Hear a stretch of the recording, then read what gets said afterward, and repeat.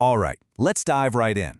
Today we are tackling one of the absolute cornerstones of our profession, CFA Standard I&B, Independence and Objectivity. Look, this isn't just about ticking a box on an ethics quiz. This is about the very foundation of your career and your reputation. So let's get to it. So this is the meat of it right here. And I want you to focus on one critical phrase. Reasonably could be expected to compromise. That's a huge deal. The standard isn't asking if a gift actually compromised you. It's asking if a reasonable person on the outside looking in might think it did. It's about perception just as much as reality. Your judgment has to be bulletproof, and it has to look bulletproof, too. Here's our game plan. We're going to start with the big picture, the core idea and the outside forces trying to influence you. Then we'll get into the nitty-gritty of gifts and the pressures from inside your own firm. After that, we'll hit the high-stakes worlds of banking and the buy side, before wrapping up with some crystal-clear rules on things like procurement and travel. Okay, first up, let's talk about where the threats are coming from. You can't defend your objectivity if you don't even recognize who's trying to attack it. So who are these people trying to sway your opinion? Well, it's pretty much anyone with skin in the game. You've got companies who want you to cover them, issuers who need a good story to sell their latest deal, and brokers who want you to recommend stocks that will generate a ton of trading commissions. Every single one of them has an agenda, and that agenda is almost always in direct conflict with your duty to your clients. And how do they do it? Well, you've got the obvious stuff, right? Gifts, fancy dinners, tickets to the game. But then it gets more subtle. Things like favors or a hint about a future job opening. But let's be real, one of the most tempting and dangerous things you might get offered is a piece of a hot IPO for your personal account. And that's a bright red line you can never cross. Let me be crystal clear on this one. This is not a gray area. There's no room for interpretation. Taking shares of an oversubscribed IPO for yourself is a straight-up, no-questions-asked violation. Think about it. It's basically a bribe, a direct payment for favorable research now or in the future. It is absolutely forbidden. Okay, let's move on and talk about gifts. This is where it can get a little tricky, because not all gifts are the same in the eyes of the standard, and knowing the difference, especially between a gift from a client and a gift from someone else, is critical. Okay, this table breaks it all down, and this is super important for the exam. On one side, you have gifts from people just trying to influence you. The risk here is massive. The rule? You reject anything that isn't totally insignificant. Just say no. On the other side, you have gifts from your actual clients. Now, these are viewed a little differently, more like a bonus or supplementary compensation. The risk is lower, but, and this is a big but, you must disclose them to your employer. And here's the protocol. This is not optional, folks. The gold standard is to tell your employer before you accept anything. Give them a heads up so they can assess any potential conflicts. Now, if you're caught by surprise and can't do that, you absolutely must disclose it right after the fact. No excuses. All right, so we've talked about the outside world trying to get to you, but what about pressure coming from inside your own office? Yeah, that's a thing, and honestly, it can be even tougher to deal with. So where does this pressure come from? Imagine this. The investment banking team is trying to land a huge deal, and they really want you to put out a positive report on that company. Or maybe a big-shot executive who just happens to sit on the board of a company you cover is leaning on you. Even your own sales team might push you for a positive rating to make their job easier. Your one and only job is to be the shield that protects the integrity of your own analysis from all of it. At the end of the day, it's your name on that report. You own it. And we've all seen it happen, right? An analyst is feeling the heat, so instead of issuing a clear sell, they kind of water it down to a hold. That wishy-washy, ambiguous language, that's a violation. Your recommendation has to be your true, unbiased opinion, stated in language that nobody can misinterpret.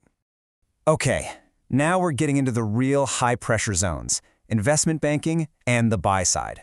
This is where the rubber really meets the road, and the rules have to be followed to the letter. So how do firms deal with this intense internal pressure? The single most important tool is something called the firewall, and I want you to think of it literally like a wall of fire. It is a non-negotiable set of policies and procedures designed to create a complete and total separation between research analysts and investment bankers. One group serves investors, the other serves corporate clients. They cannot mix, period. So what does a good firewall actually look like? Well, it's got three main parts. First, you strictly control or even prohibit communication. Bankers can't just wander over and whisper deal secrets to analysts. Second, the reporting structure is completely separate. You, the analyst, should never, ever report to an investment banker. And third, and this is a big one, your compensation has to be delinked from their deals. This is absolutely critical to remove the financial incentive to write a positive report just to help a deal get done. Now, it's not just the bankers. This is a two-way street. Pressure comes from the buy side, too. Picture a big portfolio manager who owns a ton of some stock, and you just downgraded it. They're going to be furious. But the standard is clear. They have an ethical responsibility, too.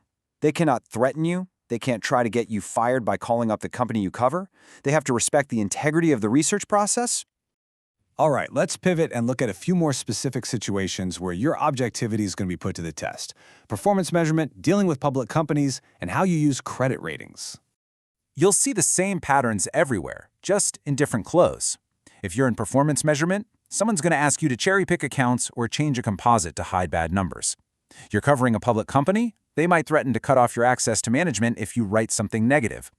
You're responsible for picking fund managers? You might get offered a 5-star trip to evaluate their operations. It's all the same game. And the answer is always the same. Your professional judgment is not for sale. Okay, let's talk about credit ratings agencies. I mean, here's the fundamental conflict, right? The agencies are paid by the very companies they're supposed to be rating. This creates a massive incentive for things like ratings shopping. So what does that mean for you as an analyst? Can you just take their rating at face value and run with it? The answer is a hard no. You absolutely cannot. This standard demands that you apply professional skepticism. That means you have to do your own homework. Because of that potential conflict of interest baked into their business model, you have a duty to perform your own due diligence and, when it matters, independently validate that rating. Okay, let's wrap this up. We're going to get into some very specific rules here on manager selection, which we call procurement, issuer-paid research, and travel. These aren't vague concepts. They're black and white.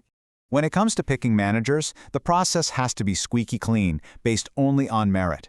The rule is dead simple. If you're on the hiring side, you don't ask for a thing. If you're on the soliciting side, trying to get hired, you don't offer a thing. This explicitly outlaws any kind of pay-to-play scheme. You know, where a manager makes a nice donation to a pension trustee's favorite charity right before the hiring decision? Yeah, that's a no-go.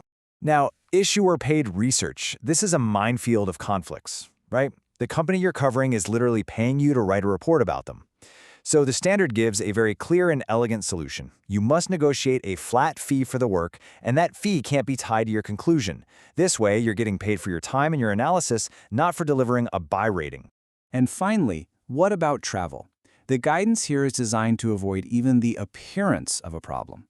The rule is simple. You pay your own way, your firm pays your way, and you use commercial transport. Now, is there an exception? Yes, but it is incredibly narrow. If you are going on a legitimate site visit, say to a remote mine, and there is literally no commercial flight to get there, you may accept modest travel arrangements, but that is it. So look, it all boils down to this one question that you're going to face every single day of your career. In this world of complex relationships and subtle pressures, how will you guarantee that every call you make is truly your own? This isn't just about complying with a rule to pass an exam. It's about building a reputation, brick by brick, so that when clients and colleagues see your name on a report, they know without a shred of doubt that your judgment is not for sale.